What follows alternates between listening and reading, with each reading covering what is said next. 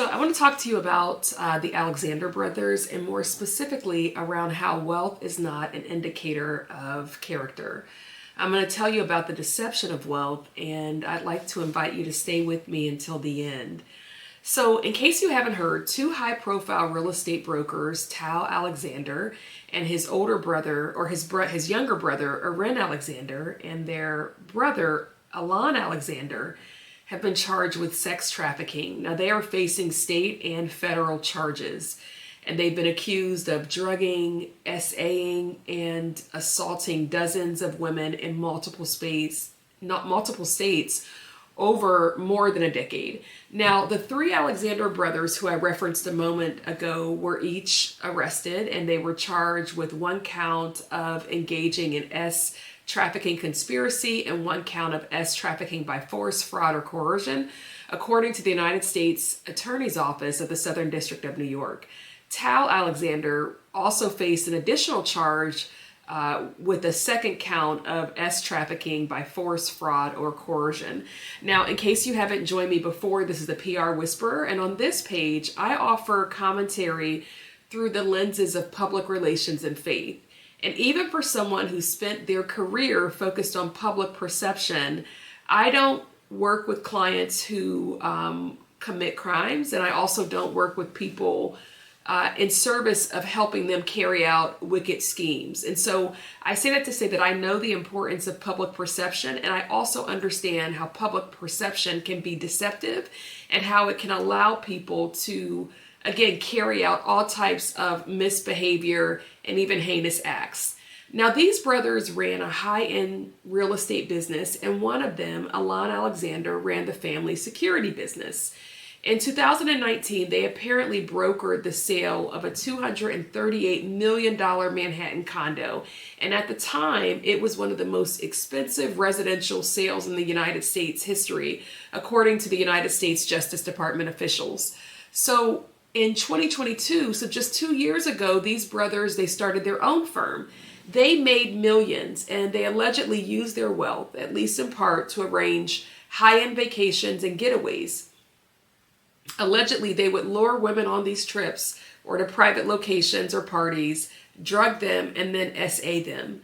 Now, news reports also note that the brothers would sometimes invite a single woman to a location, a private location, telling her it was a barbecue or some other event. Once the woman got there, to her horror, she would realize that she was the only person there, and then you know what would happen after that. How horrifying. Now, sometimes the victim was SA'd by one brother, sometimes multiple brothers would join in. The Washington Post reported that although the charges focus on the periods between 2010 and 2021, the brothers' conduct and misbehavior allegedly dates back to more than 20 years, including while they were in high school. As I think about this case and the many other cases that we've heard of recently of high-profile and very, very wealthy men committing atrocious crimes, it reminds me of several things that I want to share with you. So I want to give you 6 reminders. The first one is that wealth is not an indicator of character. Think about all the people who we've heard about who had a lot of money, but they were also criminals.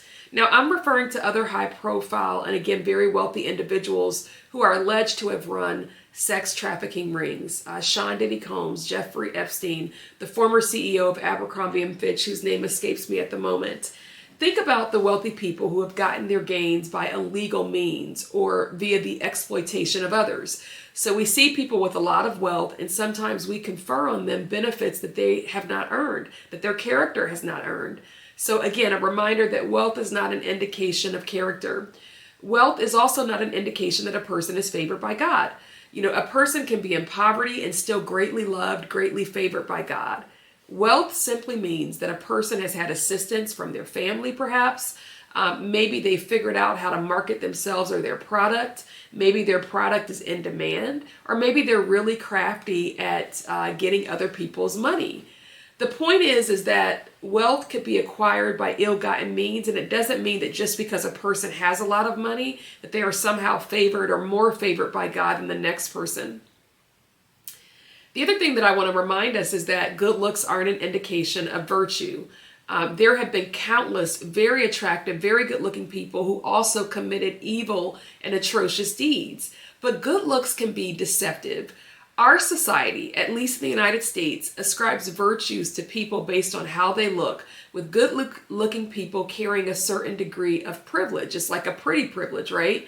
These brothers were handsome, they were good-looking, and yet they appeared to be depraved and very, very sick.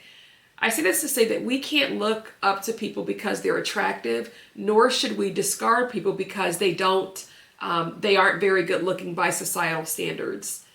I also want to remind us that marriage is not always an inoculation against evil. We have heard of abusers who've been married. One of the brothers in this case is married, at least one. Perhaps the others were, but I just saw one report. And when he was explaining to the judge why he should be granted a bond, he said that his wife was pregnant, that he was her support system, and that he needed to be let out. And yet he was married, or he is a married man who's committed some of these crimes. Now, I don't know if some of these crimes happened before he was married, but all I'm saying is that we shouldn't look at a person who is coupled or a person who is married and think that they can't commit certain crimes. We've just seen time and time again that that is not the case. The other reminder that I want to share with us is that just because a person hasn't been caught doesn't mean that they will elude justice forever. Their day of reckoning is coming. But in some instances, when a person has been able to get away with the crime for so long, they may feel like they will never face accountability. Their victims may feel like they will never face accountability. Or perhaps they can think that they are bigger than what they are, or that they are too big for the law. But in this season, we are seeing so many people who they may have carried out things over a period of years, and God help all the victims who suffered during this time. But I feel like we are in a season of exposure and a season of judgment. We're in a season where a person's history or their misdeeds is catching up with them, and that's a very good thing. Finally, when a person does something for so long and when it has become a pattern, it is no longer a mistake. It is part of their character. It is part of their identity. It shapes who they are. It is entrenched and it can be habitual. One attorney said that in this case, over 52 women reported that they had been essayed by one or more of the brothers. Other news reports again indicate that this behavior dated back to when they were in high school.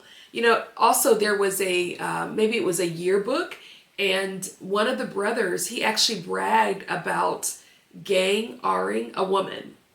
Now, I want to pause here and say this. Sometimes we see women, or we may see men, and they project an over-sexualized image. And it is quick for society to label that person as S-craved, right? But sometimes we do not know the trauma that a person that has endured that causes them to show up the way that they show up. Whenever I see someone who projects an overly sexualized image, I have to ask myself why. And with women, I feel like if women are over-sexualized, their history of possibly being abused is dismissed. It's not even considered. And their over-sexualization is impugned on them rather than us being curious and wondering why it is. But back to what I was saying, if the allegations against these men are true, they had a pattern and a practice of sex crimes and devastation.